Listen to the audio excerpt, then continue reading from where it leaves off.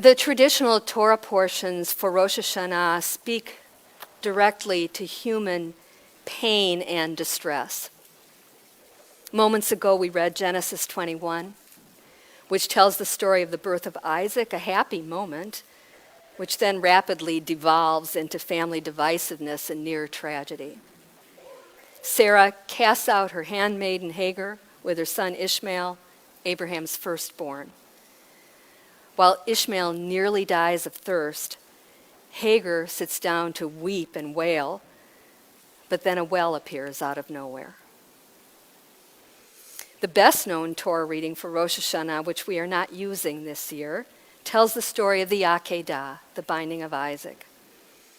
We hear Abraham's pain in the story as he hearkens to God's will, and we can easily imagine the despair of Isaac on the altar before the ram is substituted for him at the last moment. And the sages attributed Sarah's death, reported in the Torah just a few verses after the Akedah, to her inconsolable grief after hearing the news that Abraham had gone to sacrifice Isaac, not knowing that Isaac would survive. In fact, the Midrash says that she cried sobs that corresponded to the notes of the shofar before she died. The melancholy and wailing sounds of the shofar and these stories of human anguish and desperation are highlighted on the new year because they speak directly to the human soul. But they also teach us that when we find ourselves in a howling waste, God is there. The sages of the Talmud who define the length and the order of the shofar calls viewed them as representing various kinds of emotions. The three-blast shivarim sound is a melancholy sigh. The nine-note trua is the wail of distress and despair. But the single long blast, the tekiah, the sound we hear far more times than the others, is both alarm and joy. Together, the combination of sounds convey the double mood of Rosh Hashanah, both solemn trepidation and festive celebration. This morning, we will examine this double meaning of the shofar, how the pain of living expressed by the shofar is answered by the shout of joy and the comfort that is also found in the shofar blast when we place our Jewish identity at the core of who we are. Let's look at the shofar's message of solid trepidation. There's no doubt that the cry of the shofar resonates in places of our souls where there is fear and pain and loss. At times, these feelings are close to the surface. At other times, they are buried or pushed away when they arise. Either way, on Rosh Hashanah, the wailing of the shofar mimics what Torah commentator Aviva Zornberg calls the howling throb of despair. Zornberg identifies the wail as the sound of ululation.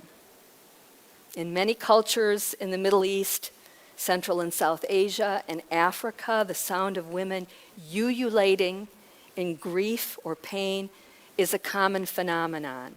It's that yodel-like sound, high-pitched loo-loo-loo-loo-loo-loo, that we hear when women are keening in despair over a tragedy or a crisis. If you look up the etymology of the word ululation, it is said to be derived from Latin, but I wonder if it came from an older language.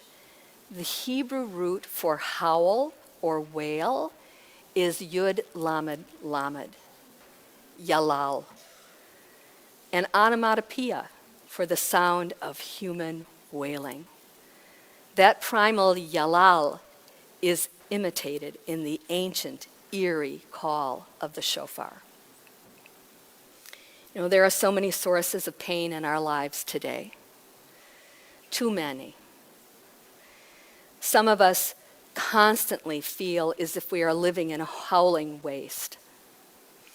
Others experience the pain not up front, but as a constant low-level static.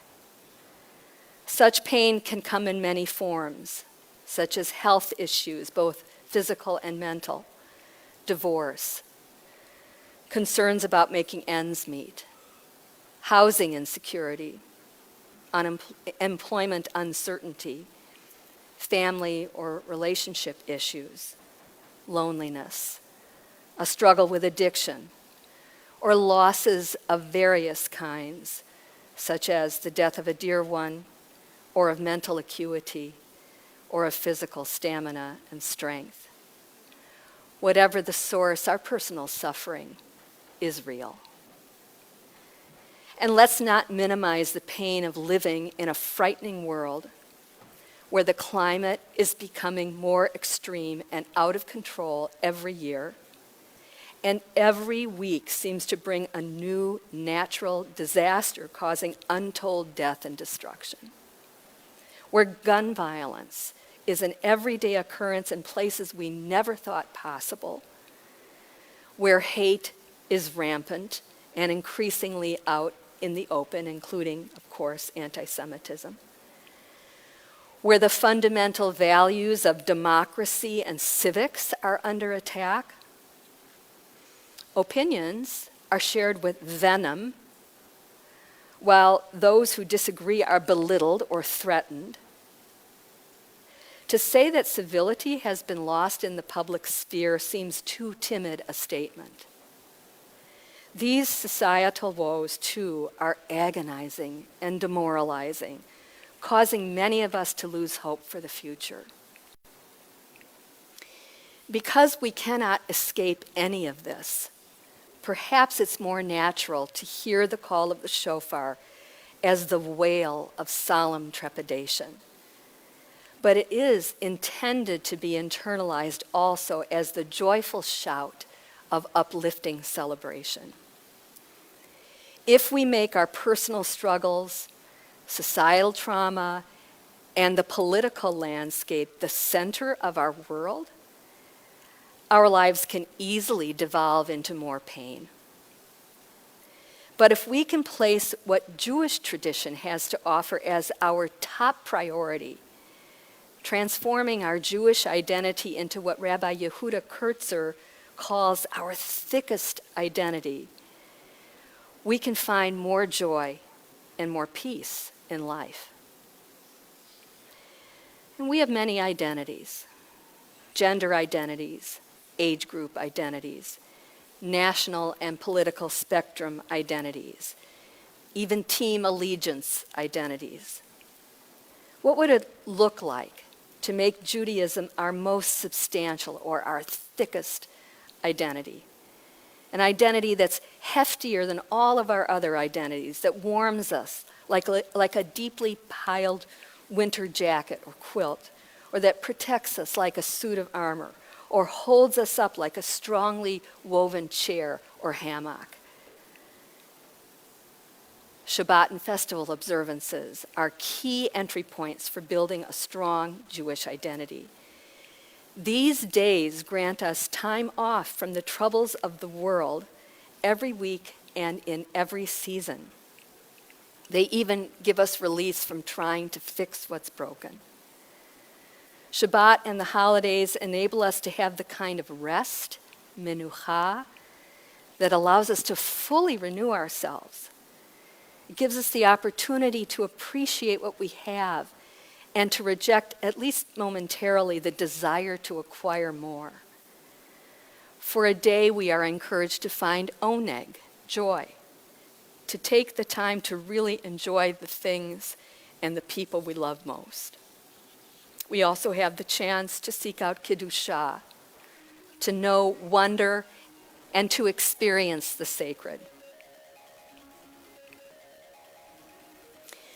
No matter how intense our personal problems or how upsetting the news cycle is, prioritizing Shabbat each week and the festivals when they come around strengthens our defenses against sadness and brokenness.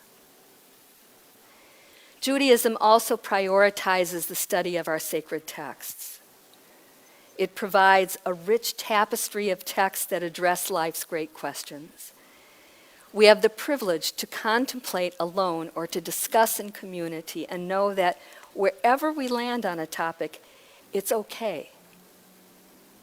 Unlike our political and public spaces today, Talmud Torah, the study of Torah, is always a safe setting in which to discuss, debate, question, and doubt. When we meet people through Torah study, and any kind of Jewish study, we meet as friends in joint exploration and interpretation, not as enemies on opposite poles of a societal issue. Even if we disagree on almost every current political topic, we unite and even revel in delving together into our sacred texts. We can find this for ourselves if we set Judaism as our thickest identity. Judaism's emphasis on gemilut chasadim, deeds of kindness, is also central to being able to shift away from the pain that can permeate our souls. Studies show that people who help others are healthier and happier themselves. Judaism leads us there. In the morning service, we sing Elu Devarim She'en Lahem Shi'ur. These are the obligations that are without measure. Honor mother and father, visit the sick, show hospitality, reach out to mourners. No matter how many challenges we face in our lives, personal or societal, we forget our own travails for a time when performing a mitzvah that helps someone else with their struggle. If we set the performance of deeds of kindness as a central layer in our coat of Jewish armor, we feel more profoundly the pull toward other people and away from our own concerns.